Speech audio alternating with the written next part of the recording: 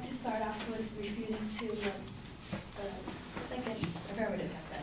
So she said that date rape, drugs, or crimes would be lowered to a misdemeanor from a felony. That is not true. From what I had stated before, under Prop 47, it keeps rapists, murderers, and child molesters in prison, maintains the current law for registered sex offenders and anyone prior convictions for rape and murder and or child molestation. Under Prop 47, using or attempt to use any kind of drug to commit it will maintain a felony, even if it is passed. And also, the whole time she was doubting about Prop 47 after it was passed, but you guys have to understand that only that the outcome hasn't been known for quite a while. It will not be known for quite a while because we're trying to undo decades of mistakes, and this is Prop 47 is a step closer to solving them. So it is expected to be that is expected with big legislative changes meant to resolve decades worth of public policy. Yeah. So what I mentioned from this site, LA Times, for too long, California's overcrowded prisons have been disproportionately draining tax dollars and law enforcement resources and incarcerating too many people convicted of low-level nonviolent crimes.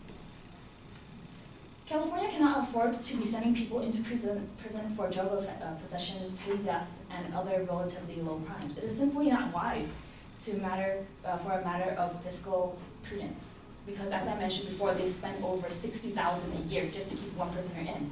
And while we do not invest in prevention.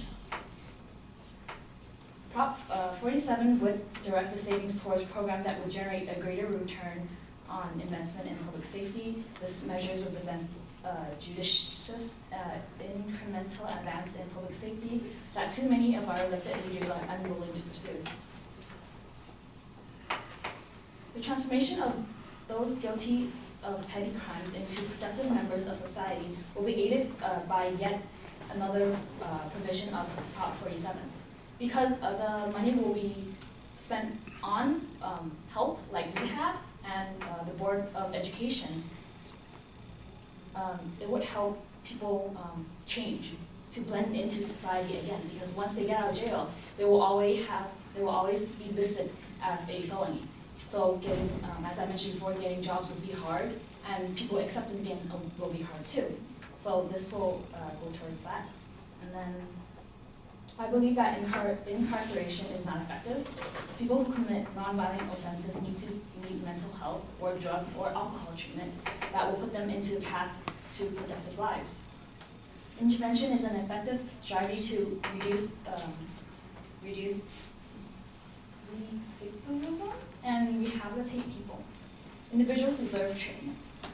Our communities deserve the results of increased safety and well-being for that.